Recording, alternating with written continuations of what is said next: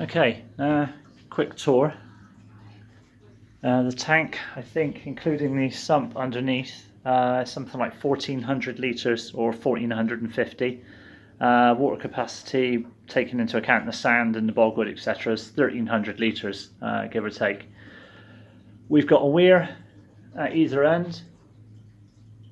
You can see that.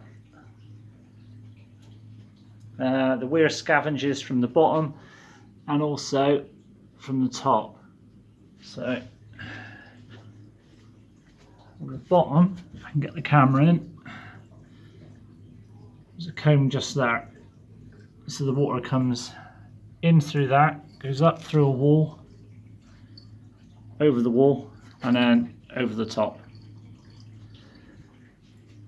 On each of the weirs, there's two outputs feeding into the sump at the bottom, and a return feed. The return feed obviously comes from the pump, which I'll go into in a minute, all the way back up. And then if you can see those two nozzles just there, they're adjustable. Now I got the plumbing for those off of aquariumplumbing.co.uk or .com, but it allows me to point the water coming out the return feeds to anywhere I want. So the water comes down.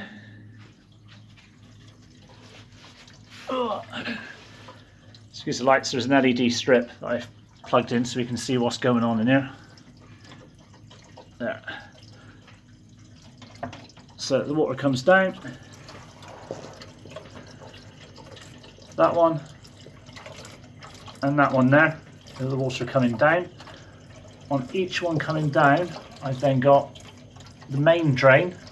It has a big valve. And then the other one just comes straight down into the sump. By regulating the flow on the main drain, you can then set the height, so to speak, in the weir for the water. So water comes down into this chamber here, then it comes up, overflows into the socks. Got three of them. It goes down through those socks, down below. Oh, forgot about that. There's two little bags of Pure Gen down in here as well. The only reason that little pleco cave is on there is because that one keeps floating up where ND have cut the hole too big, so it just sits on the sock and weighs it down. So water comes down through the socks, through a comb at the bottom, and then it goes into this, which you can see that. It's a floating media bed. So it's K1 media, and in the bottom of there's a pump poking upwards. Massively good filtration. We've then got about 2,500 bio balls from All Pond Solutions in there.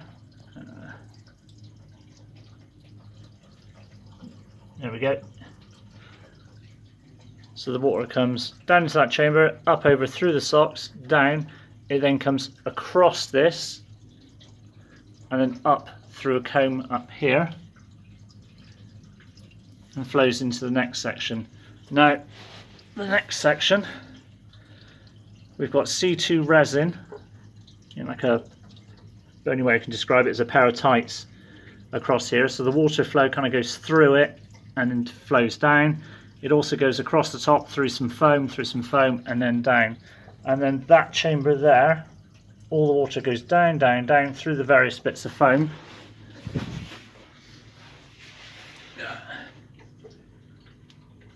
Before going through two 500 watt heaters up and over to a return pump. Now, the next bit, get the camera in.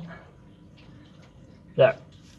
So, that return pump feeds the water up. It goes up and then back to the return feeds, which come out at the top of each weir where the directional nozzles were. However, there's a T-piece on there which then goes to that ball valve. By adjusting the ball valve, I can adjust how much water comes off and up through the UV sterilizer. Now, the UV sterilizer, once the water's gone through, up through that pipe, And you can see it goes all the way along and then comes back to the start of the sump. So I've got it pushing through water, I would guess, what's that, 400 litres an hour, if that. It can do up to 1900 litres of water per hour, so it helps keep the algae in check, the same as the C2 resin from Countryside Aquatics. If you look at the water quality, in fact, if I do a view down the whole length of the tank, it's pretty good. Now, as I said, the UV sterilizer can do 1900 litres per hour, but I've slowed it right down, therefore I can take out any parasites and stuff like that, as well as any algae. Also means I can do water changes very, very easily. One of my fears on a big tank was that water changes were going to take absolutely ages, and it kind of took a while to work out how to do them. So on a water change, I've got a valve on each return feed. So the return feed coming off the pump, up, and then left, you can see that valve at the back, little ball valve with the red handle. I can stop water going back to the tank. Open up the valve there to the UV sterilizer. So that means all of the water coming out of that pump has to go through the UV sterilizer. And then all I do is I chuck a hose on the end of that pipe coming off the UV sterilizer, and I send a pipe out into the garden. So that'll empty out all the water coming down and into the sump. Now, how do we get it back in? Well, at the back of that cupboard, if you can see it, there's a water barrel right at the back left. It's a 350 litre water barrel with a reef pump in it. So by connecting that hose, drag it out, put it in the top, switch the pump on, it then pumps enough water out. Well, that pump can do 8,000 litres an hour. I run it on its absolute minimum setting, so I can do a 300 litre water change in about 8 minutes. So the pump in the cupboard pumps water into the top, it kind of goes through over the weirs, comes down into the sump, through the sump, up, through the UV sterilizer, and then out to the garden. That seems to work very well. I've done 600 litre water changes pretty damn quick. But it also means you can do them without ferrying buckets back and forth for forever and a day. What else? Oh, gyres. The camera will go in focus. There we go. That's a max spec XF350 gyre. If you can see, it's just blowing water down. And it's also rippling it up just to the left of the nozzle as well. They're only running at 10% at the moment. And the same for that one. The front part of the gyre, just there, is aimed down, so towards the moss and then across. And the other side of the gyre is then aimed at the water surface, just to create a little bit of a ripple and break the surface. Now the gyres, and a lot of the stuff is controlled from this side. So that's the gyro control panel.